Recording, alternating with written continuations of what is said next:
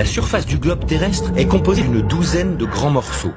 On les appelle les plaques tectoniques.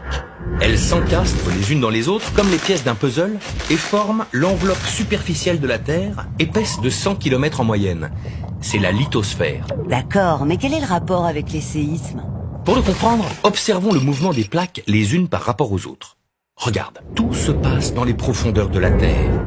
Ici précisément, dans l'asténosphère, épaisse de 600 km. La chaleur y est très élevée et les roches sont donc ramollies. Par endroits, elles deviennent plus légères et remontent. En s'approchant de la surface, ces roches refroidissent lentement, s'alourdissent et redescendent. Ce lent circuit, appelé mouvement de convection, entraîne le déplacement des plaques à la surface de la croûte terrestre. C'est la tectonique des plaques. Les plaques se déplacent donc comme un tapis roulant. Elles apparaissent d'un côté et disparaissent de l'autre. Exactement. Et ça, sans jamais s'arrêter. Elles se déplacent de quelques centimètres par an, parfois jusqu'à 10 centimètres.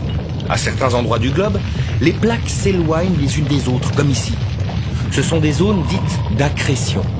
Du magma remonte alors en surface, durcit et crée une nouvelle croûte. On en trouve par exemple au milieu de l'océan Atlantique ou de l'océan Pacifique. Là où par exemple, une plaque océanique, plus dense et plus lourde, glisse sous une plaque continentale. Mais pourquoi ça tremble? Eh bien, si en profondeur, les plaques chaudes et visqueuses glissent en permanence les unes contre les autres, à la surface, en revanche, ça coince. Il y a beaucoup plus de frottement. Les roches de la croûte terrestre accumulent donc de l'énergie et se déforment comme un élastique. Quand les tensions sont trop importantes, la plaque atteint un point de rupture et casse brutalement. C'est le tremblement de terre.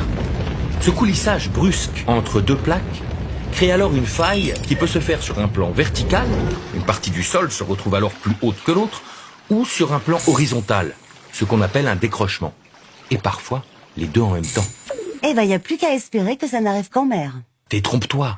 En cas de séisme sous-marin, le fond océanique peut se déformer sur plusieurs milliers de kilomètres carrés en s'effondrant ou en s'élevant.